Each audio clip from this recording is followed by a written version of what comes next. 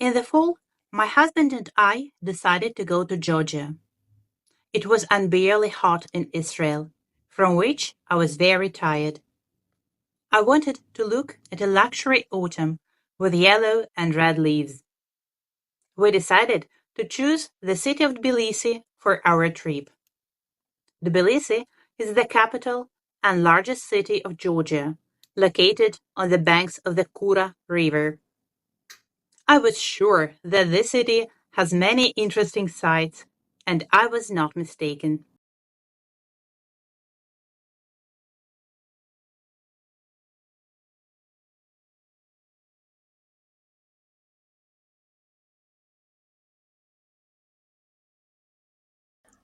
Indeed, when I arrived in Tbilisi, I was delighted with the weather, nature, and views of the city. I am fascinated by ancient cities where there is a lot of stone, where there are low buildings, where there are often cobblestone streets. The city is really small, with a population of just over 1 million people. The name Tbilisi was first mentioned in the 4th century. Its appearance is associated with the presence of warm sulfur springs in the city. On Georgian, they are called Tbili. The symbols of the city are the key, flag, and coat of arms.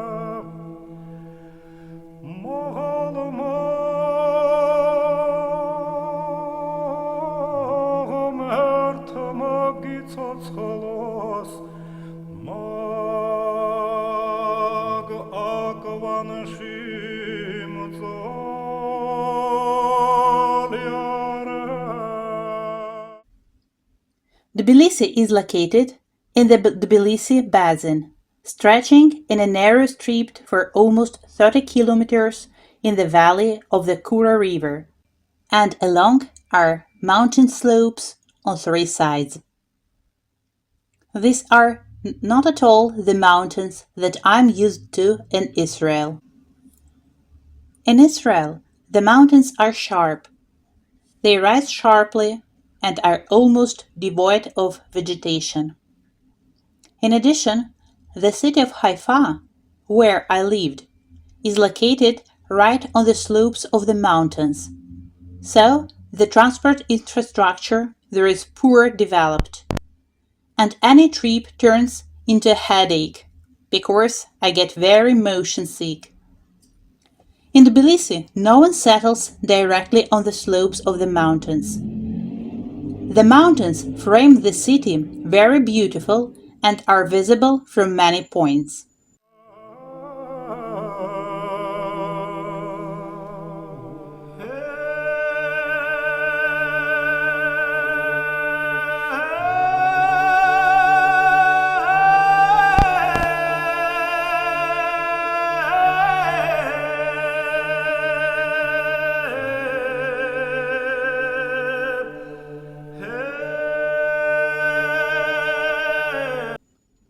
First of all, to appreciate all the charm of Tbilisi, I went on a funicular ride.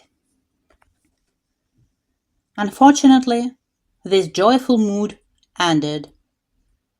To pay for the funicular, we first didn't accept a bank card from the Bank of Israel, saying in a dismissive tone that they do not accept that kind of bank cards. Then I wanted to pay in cash, lari, but the seller pretended that she did not understand English. Then my husband and I were accused of our nationality and handed us crumpled tickets.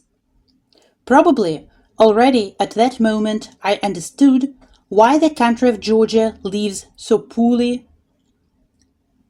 and my theory was confirmed.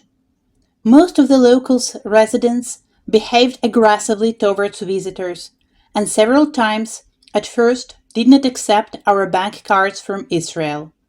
And then they tried to distract us by giving us less change. The country lives mainly on tourists. Its economy is poorly developed. There are no big factories, no production, no interesting goods, and buying shoes is generally a problem. The only sites of the city were built during the Soviet Union. All the most beautiful buildings, too. And they hate Russians, Europeans, and people from Israel and Jewish, etc. As you can imagine, the holiday was greatly ruined. But I tried not to get discouraged and enjoy what I have, and especially with beautiful views of the city.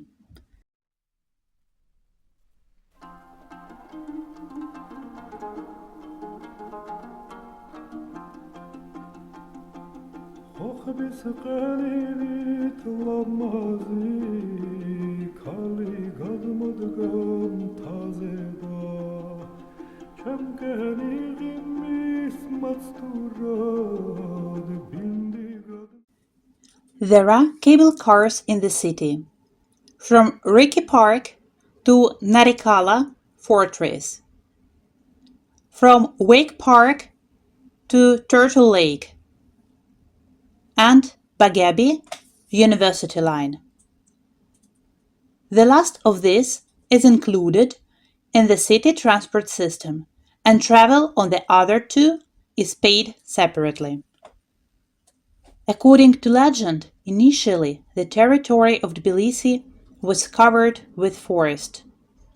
According to the most common version of the legend, during a hunt by King Vakhtang Gorgasali in the 5th century, a short pheasant was boiled in a spring. Due to the medical properties of the thermal springs and their strategic location, Vakhtang in the 5th century ordered the founding of a city called the Warm Spring. Today, at the site of its foundation, there is a Abantubar quarter of baths. From the height of the mountain, there was a wonderful view of the city.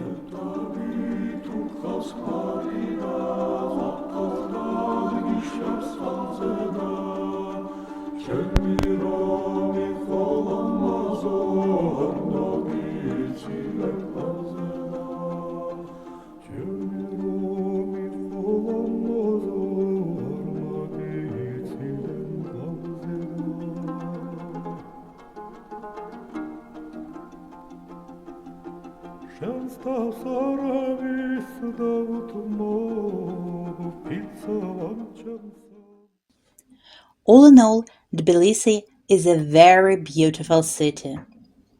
It seems like it was specially created for long walks. There is a lot of greenery everywhere and few people. Although I was very upset by the poor quality and variety of food. Unfortunately, I couldn't eat anywhere.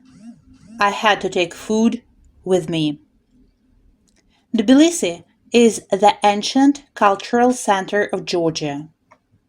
In the southeastern part of the city is its historical core, the old town with narrow streets that have preserved the features of medieval buildings. Here you can see the ruins of Narikala citadel, later completed by the Turks in the 16th, 17th centuries, the stone church Anchishati and Metehi, the cathedrals Sioni and Sameba. Modern quarters of Tbilisi have a more European appearance, with beautiful multi-story buildings facing wide avenues with shady trees.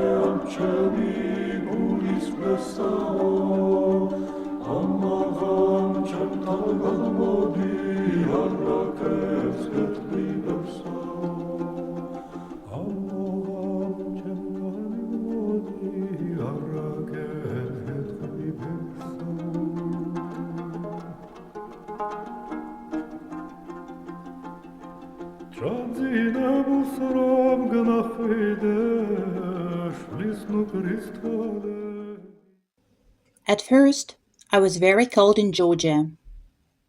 I came to Georgia from sunny Israel and did not expect the weather to be so cold.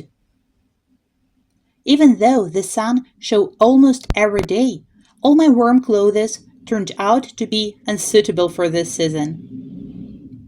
I had to buy new shoes and new clothes. There were no problems with buying clothes.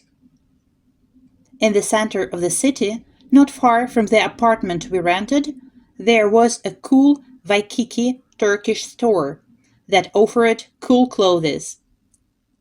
I bought a lot of sweaters and a cool sweater with a deer and a green sweater with Christmas decorations.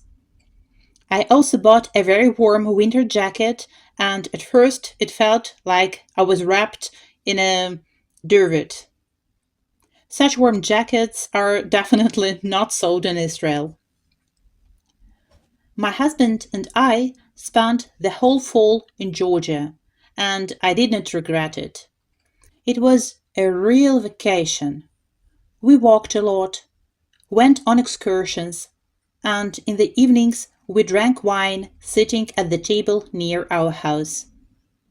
Of course, I'm delighted with Georgian wine. I also tried cha-cha for the first time, a very strong alcoholic drink. One sip of cha-cha after a long day, and I no longer felt the first signs of a cold. I also really liked the traditional Georgian music, so I included it in this video so that you can enjoy it too. In order not to overload this video, I decided to make several videos about my trip to Georgia. I hope you enjoy them. See you again!